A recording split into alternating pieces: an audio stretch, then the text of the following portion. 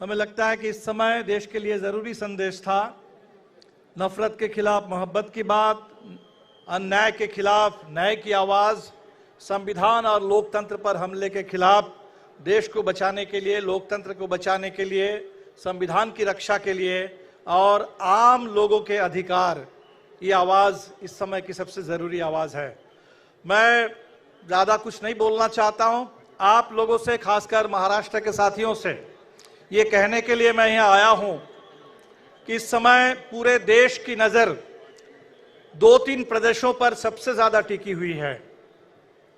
बिहार, जहां से विपक्षी एकता की मुहिम शुरू हुई थी, जहां इंडिया गठबंधन की पहली बैठक हुई थी, आप सबको पता है कि भारतीय जनता पार्टी ने कैसा खेल खेला है वहां, और नीतीश कुमार जी अब उस तरफ चले गए। लेकिन मैं आपको बताने के लिए यहाँ हूं कि इससे बिहार के अंदर जो विपक्षी एकता है और जो इंडिया का तेवर है, उस पर कोई असर नहीं पड़ा। और पिछले 3 मार्च को एक विशाल जन विश्वास रैली के जरिए पटना गांधी मैदान से हमने ये संदेश दे दिया। और आपसे ये कहने के लिए हम यहाँ हैं कि जिस तरह से महाराष्ट्र में खेल खेला गया, पुरानी पार्टियों को तोड़ दिया गया, एनसीपी को तोड़ा गया, शिवसेना को तोड़ा गया, लेकिन मैं कहने के लिए हूं कि इस समय पूरे देश, इस महाराष्ट्र के अंदर देश की उम्मीद है कि महाराष्ट्र की जनता भारतीय जनता पार्टी के इस पूरे गुजरात लॉबी के इस खेल के खिलाफ बिल्कुल अपनी एकता का परिचय देगी। और इस समय फिर एक बार बिहार और महाराष्ट्र, ये 2 प्रदेश जहां दूसरे और तीसरे सबसे ज्यादा सीटें हैं, पश्चिम बंगाल दूसरे और तीसरे नंबर पर बिहार इस समय, तो इन तमाम स्टेटों में जबरदस्त विपक्षी एकता का माहौल है। जमीन पर लोगों की जबरदस्त एकता है।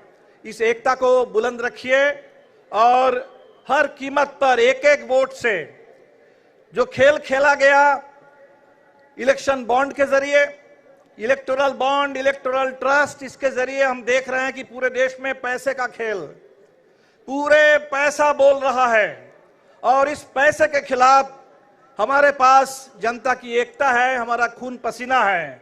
तो पैसे के खिलाफ पसीना जीतेगा, ये इस बार के चुनाव के हमारे सामने चुनौती है। और वो किसानों का पसीना, जिन किसानों को रोकने के लिए दिल्ली में सरकार ने बैरिकेड खड़ा कर दिया, कील ठोक दी सड़क पर, किसानों की जान ले ली। अभी हमने देखा रामलीला मैदान में किसानों ने और ट्रेड यूनियनों ने मिलकर के अपनी आवाज बुलंद की। किसानों की एकता, मजदूरों की एकता, पूरे देश में दलित बहुजन समाज और आंदोलन की जबरदस्त एकता, देश की आधी आबादी, महिलाओं की, अभी 8 मार्च के दिन पूरे देश की महिलाओं ने अपनी आवाज बुलंद की, वो एकता, छात्र नौजवान, अभी जेएनयू जिस यूनिवर्सिटी को खत्म करने की कोशिश है, जिसके खिलाफ पूरे नफरत का प्रचार हो रहा है। 22 तारीख को मैं आपको बताऊं, भगत सिंह के शहादत दिवस के पूर्व संध्या पर 22 तारीख को जेएनयू में भी चुनाव होगा। और मुझे पूरा उम्मीद है फिर एक बार जेएनयू के नौजवान भी जेएनयू के अंदर जो खुदी खेल है, इस खेल का भी जवाब देंगे। तो हम लोग तैयारी कर रहे हैं हर संभव तरीके से, आंदोलन के माध्यम से भी और चुनाव के माध्यम से भी। ये वो समय आ गया जब एक वोट, उनके पास संविधान विरोधी इलेक्टोरल बॉन्ड था, हमारे पास जो ताकत है वो संविधान की ताकत। संविधान ने एक ही ताकत हमको दी है, एक वोट की ताकत। बाबा साहब अंबेडकर ने कहा था, ये एक वोट है राजनीतिक बराबरी के लिए। सामाजिक और आर्थिक जो गैर बराबरी देश में है, उस गैर बराबरी को मिटाने के लिए ये जो वोट की एक ताकत है, इस ताकत का ठीक से इस्तेमाल करना होगा। एक वोट के माध्यम से बाबा साहब अंबेडकर के संविधान की रक्षा करना, इस देश की गंगा जमुनी तहजीब, उसकी हिफाजत करना, इस देश में पिछले 75 साल से जो संघर्ष हमने किया है, एक आधुनिक लोकतांत्रिक हिंदुस्तान बने, एक धर्मनिरपेक्ष हिंदुस्तान बने, ये संविधान की भावना है।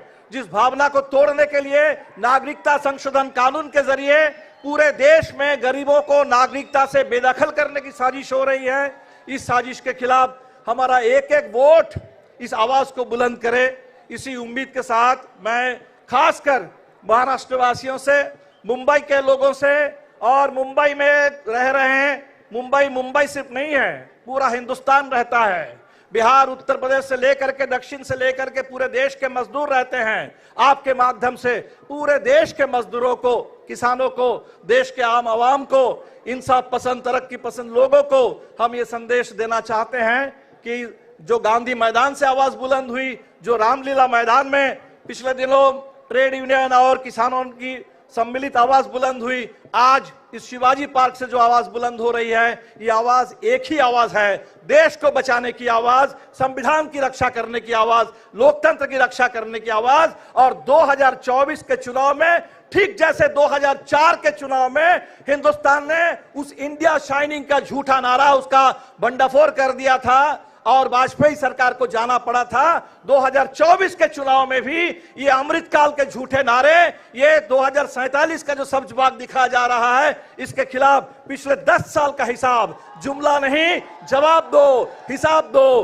देश हिसाब लेगा। इसी के साथ आप तमाम साथियों का बहुत बहुत शुक्रिया, जिसे आपका जो जोश खरोश मैं देख रहा हूं, आपकी जो एकता है, मैं सलाम करता हूं। पूरे देश के कम्युनिस्ट आंदोलन, पूरे देश के सामाजिक न्याय का आंदोलन, समाजवादी आंदोलन, पूरे देश के कांग्रेस की परंपरा, आज ये समय है जब तमाम विचारधारा के लोगों को, जो आजादी के आंदोलन से जुड़े विचारधारा के लोग हैं, हम सबको मिलकर के आजादी के दुश्मनों के खिलाफ और देश के दुश्मनों के खिलाफ मिलकर के लड़ना होगा। बहुत बहुत शुक्रिया। इनकलाब जिंदाबाद, जय भीम, लाल सलाम।